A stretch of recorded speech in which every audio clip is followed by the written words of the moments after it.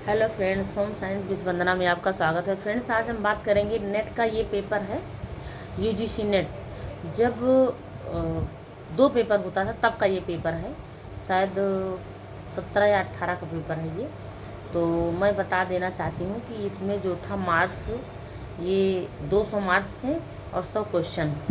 ये क्वेश्चन जो आता था 100 नंबर का 100 क्वेश्चन रहता था। होम साइंस का है ये होम साइंस का है। और इसमें 100 क्वेश्चन 200 मार्क्स, तब 2 पेपर होता था तब का ये है। देखिए यहाँ पे लिखा हुआ पेपर सेकंड।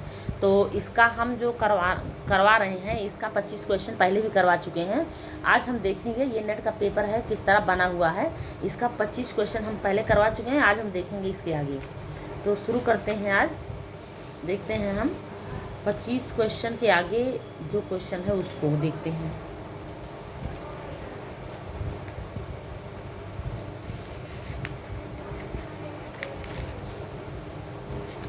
25 नहीं, शायद हम 20 ही क्वेश्चन कराए हैं। तो फ्रेंड्स यहाँ से देखेंगे 20 क्वेश्चन हमारा कंप्लीट हो गया था। 20 क्वेश्चन कंप्लीट हो गया था। उसके आगे आज हम देखेंगे ये है, ये हमारा है 21 नंबर क्वेश्चन। थोड़ा सा जूम कर दे रहे हैं। 21 नंबर क्वेश्चन है, ये देखिए। निम्न के उत्पाद में खमीरीकरण का प्रयोग होता है। तो इसमें जो उत्पाद होता है, इन सबको बनाने के लिए खमीरीकृत किया जाता है। किनको किनको बनाने में खमीरीकृत किया जाता है? खमीरीकृत किन किन उत्पादों में किया जाता है? जैसे यहाँ पे सॉस लिखा है, वाइन, कोको पाउडर, मार्मलेट, चीज़। तो यहाँ पे हम बात करेंगे बी ऑप्शन वाइन, और उसके बाद सी कोको पाउडर, उसके बाद ई ऑप्शन चीज़। इन तीनों को खमीरीकृत करके बनाया गया है। ये खमीरीकृत का प्रयोग होता है, इनको खमीरीकृत करके बनाया गया है। तो यही क्वेश्चन आपका सही होगा। तो फ्रेंड्स, इस पे आपको जितना भी ऑप्शन, आपको जितने भी क्वेश्चन आपके हैं, सारे ऑप्शन पे टिक लगा हुआ मिलेगा। बस आपको ये देखते चलना है कि कौन सा क्वेश्चन आया था, पहले भी किस तरह क्वेश्चन बनते थे और क्या उसका आंसर माना है। बस यही चीज़ें आपको देखनी है। तो यहाँ 22 नंबर क्वेश्चन की बात करेंगे हम। एक रेस्तरां में खाद्य मूल्य में बढ़त निम्न के कारण हो सकती है। एक रेस्तरां में खाद्य मूल्य में बढ़त निम्न के कारण हो सकती है: कच्चा माल बिना मौसम के खरीदना, विनिर्देश सुनिश्चित न होना, रसोई घर स्वचालित होना, खाद्य मानकों का रखरखाव, संग्रह करने के ताप को संप्रेषित न करना। तो यहाँ पे जो ऑप्शन सही है, वो जो कारण है मूल्य में बढ़त निम्न के कारण हो सकती है, तो वो कौन सा है? कच्चा माल बिना मौसम के खरीदना। भाई, एक रेस्तरां में खाद्य मूल्यों में बढ़त निम्न के कारण हो सकती है: बिना समय का कच्चा माल बिना मौसम खरीदना, पहला ये ऑप्शन सही है। उसके बाद विनिर्देश सुनिश्चित ना होना, मतलब कोई निर्देश सुनिश्चित ना हो और अचानक से कोई चीज़ खरीदना पड़ जाए, तो भी ये बी ऑप्शन। उसके बाद ई ऑप्शन, संग्रह करने के ताप को संप्रेषित ना करना, मतलब जहाँ हमें संग्रह करना है उस संग्रह वाले स्थान को ताप को संप्रेषित ना करना। मतलब ताप क्या है, उस चीज़ को आप मैनेज ना कर पाएँ, तो ये ऑप्शन आपका, ये बी ई, यही तीनों जो आपके मूल्य में बढ़त निम्न के कारण, यही निम्न कारण है। तो ये ऑप्शन आपका सही है। उसके बाद के क्वेश्चन पे हम बात करेंगे 23 नंबर क्वेश्चन। 23 नंबर क्वेश्चन हमारा जो है, व्यक्तिगत प्रबंधन में मदद करने वाला लेखा जोखा निम्न है। व्यक्तिगत प्रबंधन में मदद करने वाला लेखा जोखा निम्न है: कार्य विनिर्देश, इनवॉइस, KOT, कार्य सारणी, व्यवस्थापन लेखा। तो यहाँ पे जो आपका है, ये कार्य विनिर्देश है। उसके बाद डी ऑप्शन, ये है आपका कार्य सारणी है। उसके बाद ई ऑप्शन आपका है व्यवस्थापन का लेखा।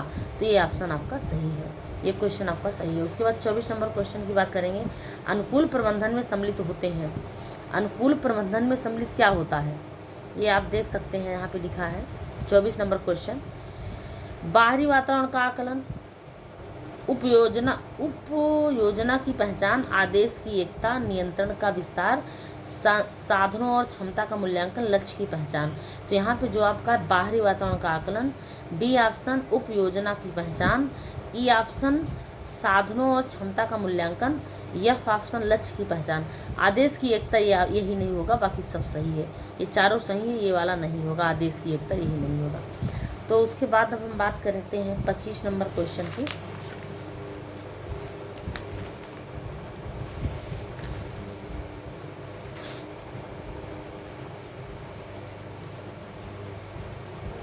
पच्चीस नंबर क्वेश्चन की बात करते हैं। यहाँ पे निम्नलिखित में से किन किन सिद्धांतकारों ने सिद्धांतकार फ्रायड के मनोविश्लेषणात्मक कार्य को आगे बढ़ाया? एरिक एरिक्सन, कार्ल जंग, यूरी, यहाँ पे होना चाहिए यूरी लिखा है, यूरी ब्रोनफेरब्रेनर, अल्फ्रेड एडलर। तो यहाँ पे ये एरिक एरिक्सन ने किया है। उसके बाद कार्ल जुंग ने किया है, कार्ल जुंग या कार्ल जंग। उसके बाद अल्फ्रेड एडलर। ये तीनों लोग जो हैं फ्रायड के मनोविश्लेषणात्मक कार्य को आगे बढ़ाने में योगदान अपना दिए हैं। ये ऑप्शन आपका सही होगा। उसके बाद बात करते हैं 26 नंबर क्वेश्चन की। निम्नलिखित में से कौन सी सबसे अधिक आम रूप से होने वाली गुणसूत्रीय असंगतियाँ हैं? तो यहाँ पे multiple sclerosis, Down syndrome, Klinefelter syndrome, Turner syndrome. तो ये आपका मल्टीपल स्क्लेरोसिस कोई ऐसा सिंड्रोम नहीं है। तो ये आपका ये मल्टीपल स्क्लेरोसिस कोई ऐसा सिंड्रोम नहीं है, कोई गुणसूत्रीय असंगतियाँ नहीं है ये। तो ये आपका नहीं होगा, बाकी यही तीनों Down syndrome, Klinefelter syndrome, Turner syndrome, यही आपका ऑप्शन सही है। उसके बाद 27 नंबर क्वेश्चन की 26 हो गया, 27 नंबर की बात करेंगे। 27 में बाल्यावस्था संघात निम्नलिखित मनोविकारी समस्याएं उत्पन्न हो सकती हैं। तो यहाँ पे ये है गंभीर असहचर्य, पीटीएसडी, नशाशोध, अवसाद। तो यहाँ पे जो आपका होगा वो गंभीर असहचर्य, पीटीएचडी ये हो गया। उसके बाद आपका नशाशोध नहीं होगा, अवसाद होगा। यही तीनों ऑप्शन आपका सही है। गंभीर असहचर्य, पीटीएचडी और अवसाद। नशाशोध नहीं होगा, क्योंकि यहाँ पे बात की जा रही बाल्यावस्था संघात से निम्नलिखित मनोविकारी समस्याएं उत्पन्न हो सकती हैं। तो ये जो है नशाशोध नहीं होगा, बाकी यही सारे ऑप्शन होंगे। अब हम बात करते हैं 28 नंबर क्वेश्चन की। निम्नलिखित में से किन सिद्धांतकारों ने व्यवहारवाद में योगदान किया है? तो ये व्यवहारवाद में कौन किया है? देखिए, पावलोव, स्किनर, वाटसन और बोएट। 4 लोग हैं, चारों में से ये नहीं किए हैं। कौन? ये बोएट नहीं किए हैं, बाकी पावलोव, स्किनर, वाटसन ये तीनों व्यवहार पे अध्ययन किए हैं। इसीलिए इनको व्यवहारवादी सिद्धांतवादी व्यवहारवाद में योगदान अपना किए हैं। कहने का मतलब ये सिद्धांतवादियों ने व्यवहारवाद में अपना योगदान दिए हैं। ये जितने सिद्धांतवादी थे ये लोग अपना व्यवहारवाद में योगदान दिए हैं। ये पावलोव, स्किनर, वाटसन।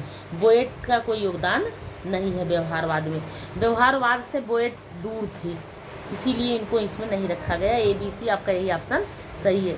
देखिए, इस तरह क्वेश्चन पहले भी बनते थे और UGC नेट में जो पूछा गया था ये हमें लगता है 16, 17, 18 इसमें, क्योंकि सन नहीं दिखा रहा है कहीं, किस सन का पेपर है वो नहीं दिखा रहा है।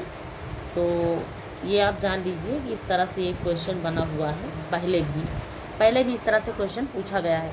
29 नंबर क्वेश्चन की बात करेंगे। 29 नंबर क्वेश्चन की बात करेंगे। यहाँ पे थोड़ा सा हम इसको छोटा कर दें। ये है, निम्नलिखित में से कौन से पद भाषा विकास से संबंधित है? निम्नलिखित में से कौन से पद भाषा विकास से संबंधित है?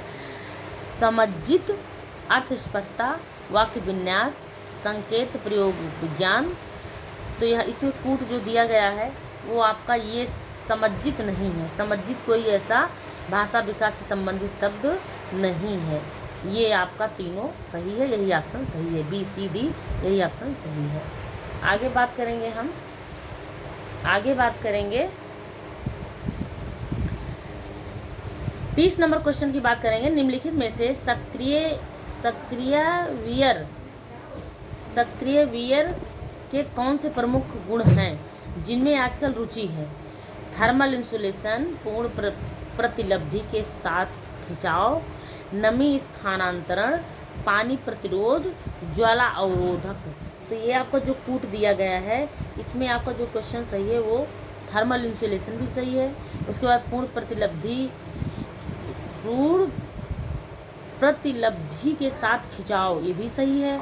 उसके बाद नमी स्थानांतरण, ये भी क्वेश्चन सही है। उसके बाद आपका डी ऑप्शन पानी प्रतिरोध, ये ज्वाला अवरोधक गलत है, क्योंकि यहाँ पे पूछा क्या है, निम्नलिखित में से सक्रिय वियर के कौन से प्रमुख गुण जिनमें आजकल रुचि है।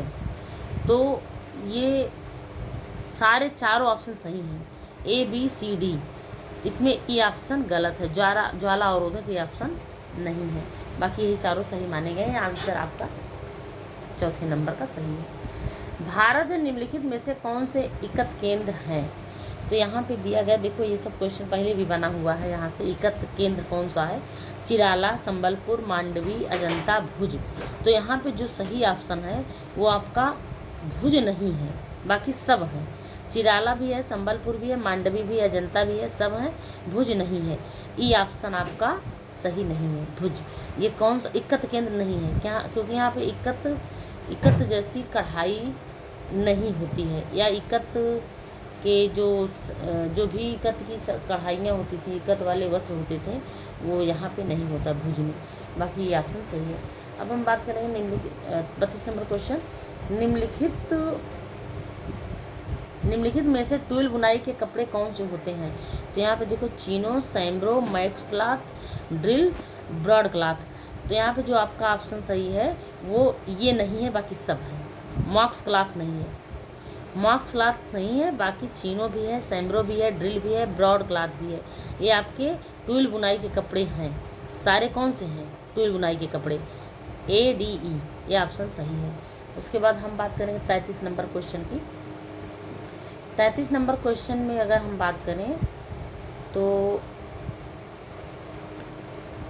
पोटेशियम परमैंगनेट के प्रयोग के बाद भूरे धब्बे को छुटाने के लिए निम्नलिखित में से कौन से अभिक्रमक इस्तेमाल किए जा सकते हैं? तो यहाँ पे आप देख लीजिए, पोटेशियम परमैंगनेट के भूरे धब्बे को हटाने के लिए कौन कौन से प्रयोग किए जाते हैं? तो यहाँ पे 4 ऑप्शन दिए गए हैं, चारों में 2 ही हैं, ए और डी। नींबू के नमक और ऑक्जेलिक अम्ल।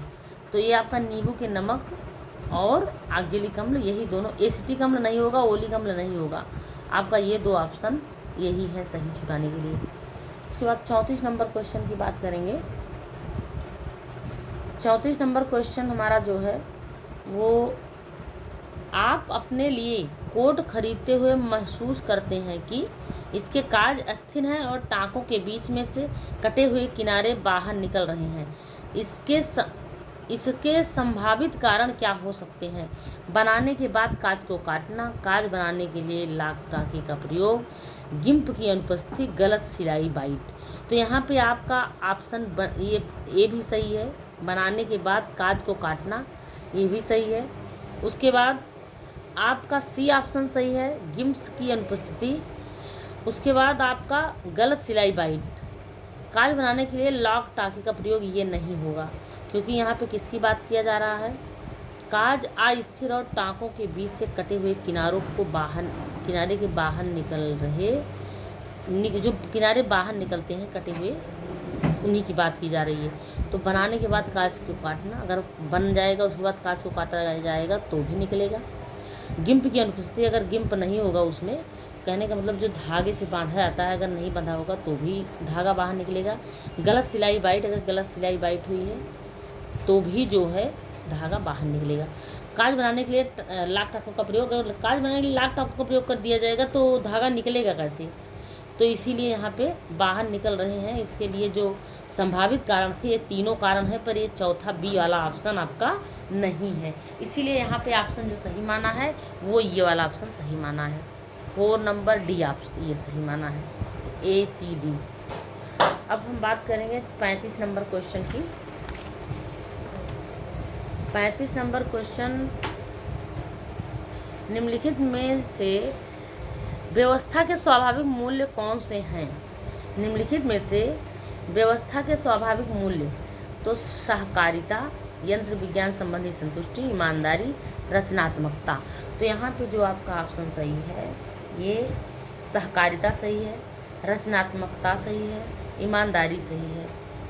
ये पूछा है स्वाभाविक मूल्य कौन से हैं, तो ये आपके व्यवस्था के स्वाभाविक मूल्य कौन से हैं, तो ये आपके तीनों हैं। यंत्र विज्ञान संबंधी संतुष्टि नहीं है, ये ऑप्शन आपके सही मान, ये वाला सी ऑप्शन सही है आपका, ये वाला ACD यही सही है, बी ऑप्शन नहीं रहेगा, बी इसमें ऐड नहीं किया गया है कुछ भी। अब हम बात करें 36 नंबर क्वेश्चन की।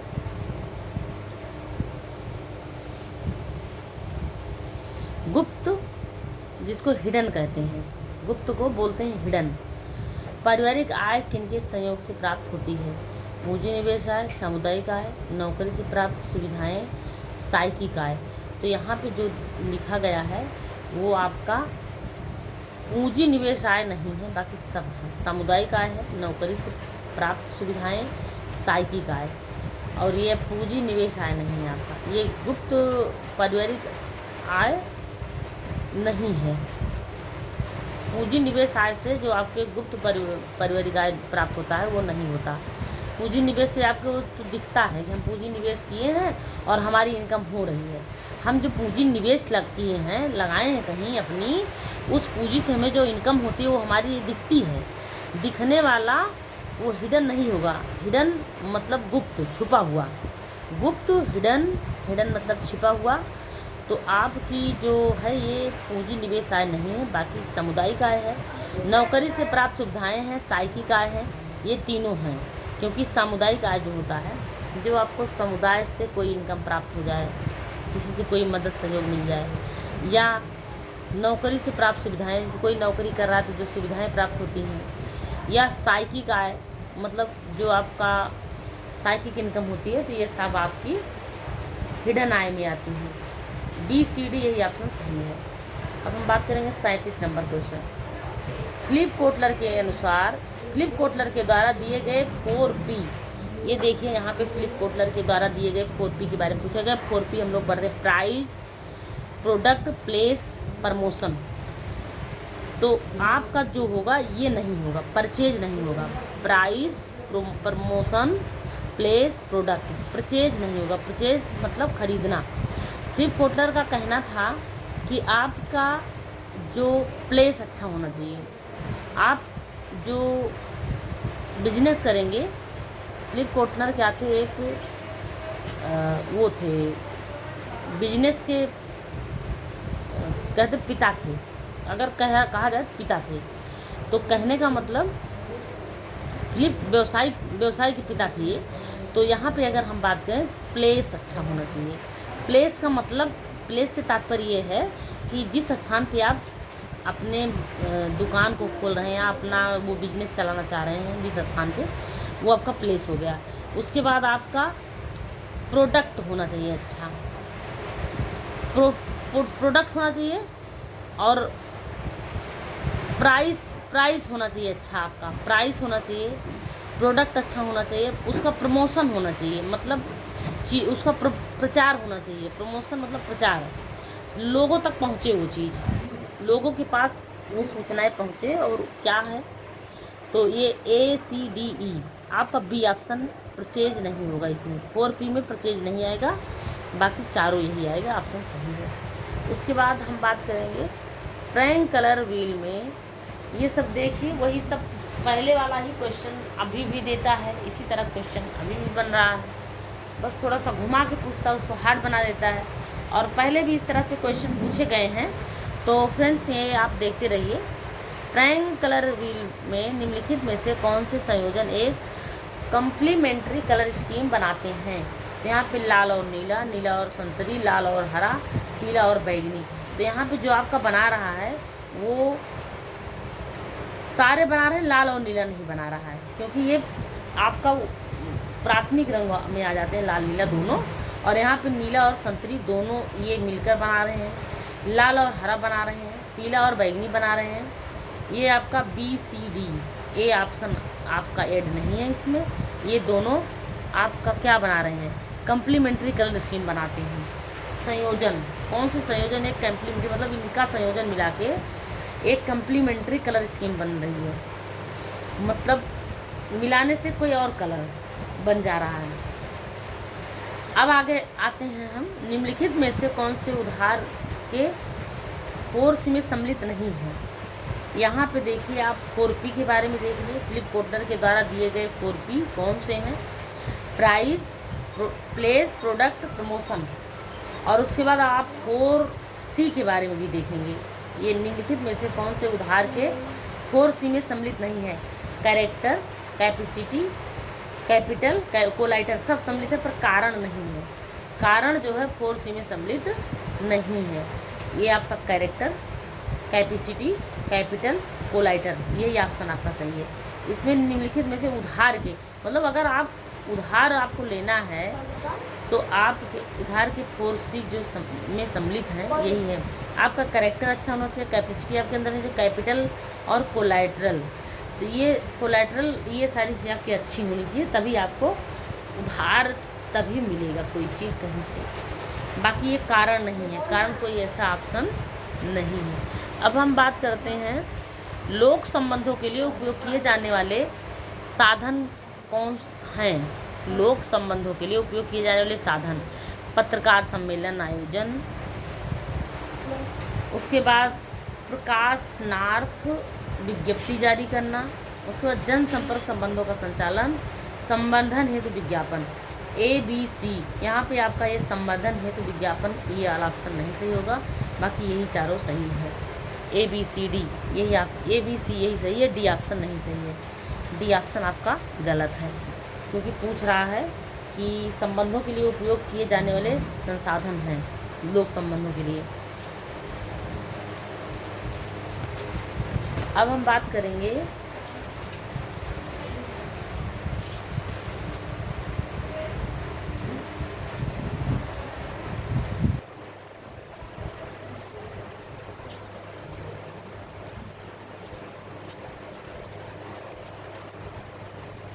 हमारी आत्म अवधारणा जो हमारे संप्रेषण व्यवहार को प्रभावित करती है, निम्नलिखित कारकों के कारण विकसित होती है। सांस्कृतिक परंपराएं, स्वमूल्यांकन, सामाजिक भूमिकाएं, सामाजिक संगठन। तो यहाँ पे आपका जो है सांस्कृतिक परंपराएं हैं और स्वमूल्यांकन है, सामाजिक भूमिकाएं, पर सामाजिक संगठन नहीं है। ये ऑप्शन ABC सही है। 42 नंबर क्वेश्चन,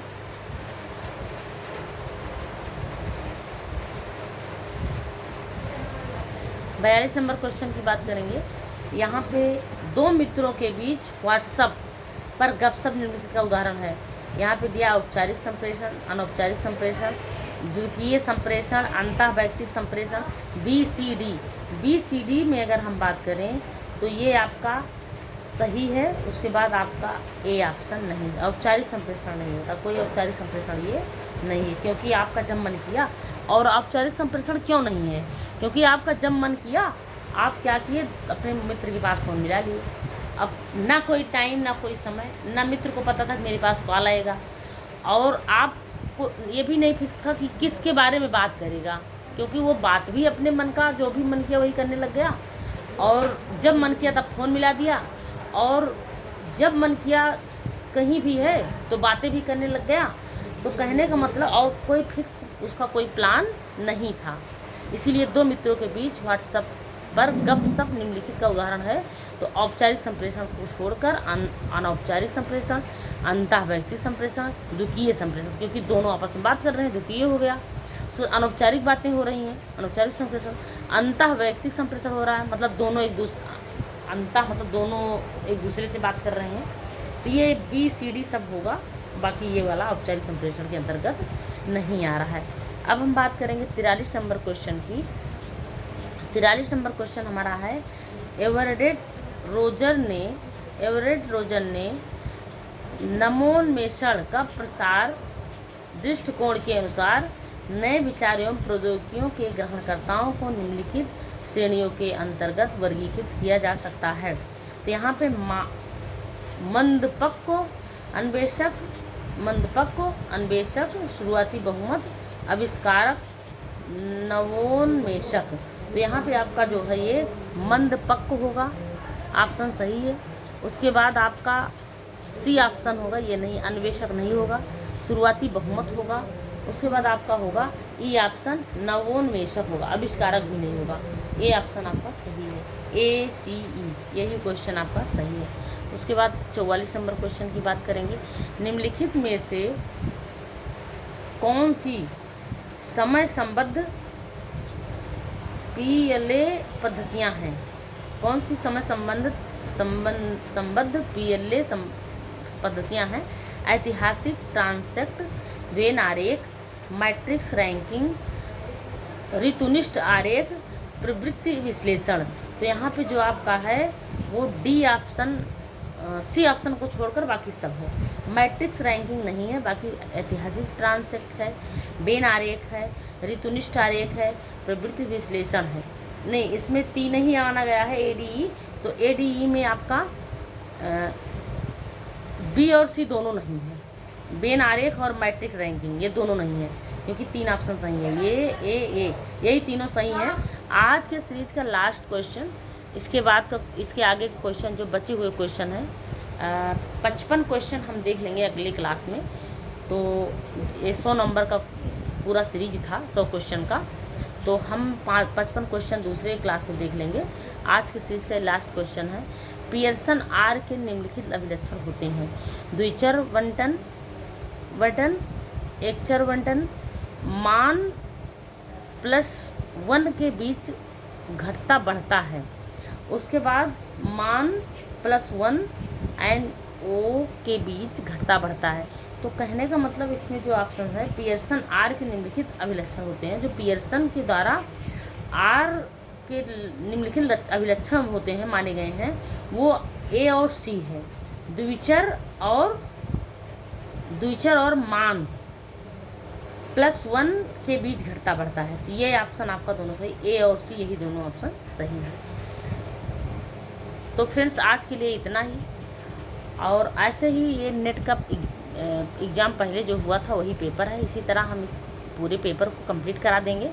आप हमारे चैनल को सब्सक्राइब कीजिएगा, वीडियो को लाइक कीजिएगा, और इसी तरह आप देखते रहिएगा, हम डालते रहेंगे। धन्यवाद फ्रेंड्स।